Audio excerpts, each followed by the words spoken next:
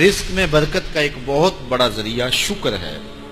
ارشاد فرمایا لَإِن شَكَرْتُمْ لَأَزِيدَنَّكُمْ، اگر تم شکر کرو گے وہ تمہیں اور زیادہ عطا کرے گا، اور اگر تم شکر نہیں کرو گے وَلَئِن كَفَرْتُمْ، کفران نعمت کرو گے، إِنَّ عَذَابِي لَشَدِيدٌ، تو پھر میرا عذاب بڑا سخت ہے۔ رزق کے اضافے کا ایک اور بہت بڑا سبب انفاق فی سبیل اللہ ہے۔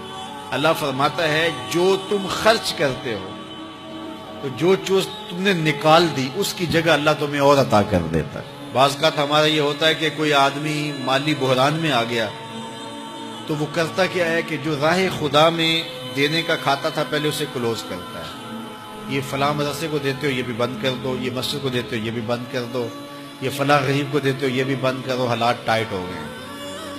لیکن 5 گاڑیاں ہیں تو 2 گاڑیوں پہ گزارا کر لیا جائے، پیٹرول بچے، یہ نہیں ہو سکتا۔ گھر کے لچھن وہی ہیں لیکن بند کہاں سے کیا؟ جہاں سے رزق آنا تھا۔ ہمیں تو یہ حکم دیا ہے جب رزق تنگ ہونے لگے صدقہ دے کے رب سے کاروبار کر لو، صدقے سے تمہارے رزق میں اضافہ ہوگا۔ یہ رب کا وعدہ ہے، اللہ کے وعدے جھوٹے نہیں ہو سکتے۔ رزق کی برکت کا ایک اور بہت بڑا ذریعہ النکاح ہے۔ فرمایا اگر تم نکاح کرو گے تم فقیر ہو وہ تمہیں غنی کر دے گا۔ لوگ کہتے ہیں بچہ پیروں پہ کھڑا ہو لے تو پھر نکاح کریں گے، اللہ کہتا ہے تم نکاح کرو ہم پیروں پہ کھڑا کر دیں گے۔ ہمارا فلسفہ اپنا ہے، اس کا حکم اپنا ہے۔ وہ کہتا ہے ابھی تو یہ اپنے لیے نہیں کماتا تو جو آئے گی اس کو کہاں سے کھلائے گا؟ میاں جس نے آنا ہے اس نے اپنا رزق لے کے آنا ہے۔ تو بچوں کی شادیاں کرو اگر وہ جوان ہو گئے، رزق نصیب ہو گیا۔ اپنے اہل خانہ کو نماز کے حکم دینے سے رزق بڑھتا ہے، کیونکہ جو صبح کا وقت ہوتا ہے یہ رزق کے بٹنے کا وقت ہوتا ہے، اور جس گھر میں صبح کے وقت لوگ سوئے ہوئے ہوتے ہیں وہاں بے برکتیاں ہوتی ہیں۔ تو طلوع فجر سے لے کر کے طلوع آفتاب تک اپنی اولاد کو، بیوی کو، بچوں کو نہ سونے دیں۔ اس وقت رزق بٹنے کے لمحے ہوتے ہیں۔ کثیر دعائیں مانگیں، تلاوت کلام مجید پڑھیں، اور نماز فجر مرد حضرات مسجدوں میں جا کے باجماعت ادا کریں، اور گھروں میں جو ہے وہ بیٹیاں بہنیں مصلے بچھا لیں تو اللہ کی رحمتوں کا نزول ہوگا۔ اب ایک حدیث میں رزق کے اضافے کا ایک اور نسخہ ارشاد کیا گیا۔ میرے حضور نے فرمایا جو شخص یہ چاہتا ہے کہ اس کے رزق میں برکتیں ہو اور اس کی عمر میں اضافہ ہو تو وہ اپنے رشتہ داروں کے ساتھ سلوک اچھا کرے۔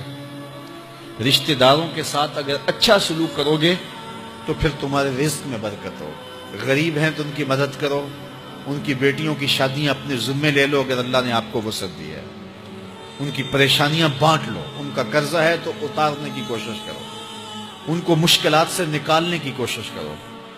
تم ان کو مشکلات سے نکالو گے اللہ تمہیں مشکلوں سے نکالے گا۔ تمہارے رزق میں بھی برکتیں ہوگی اور تمہارے مال میں بھی برکتیں ہوں۔ فرمایا بہتر صدقہ وہ ہے جو ناراض غریب رشتہ دار کو دیا جائے۔ اگر وہ پھنس گیا ہے، مجبور ہے، ناراض ہے، تو اس کو اگر دیں گے تمہارا نفس اس میں شامل نہیں ہوگا، تو یہ افضل صدقہ ہے جو ہر صورت میں قبول ہی قبول ہے۔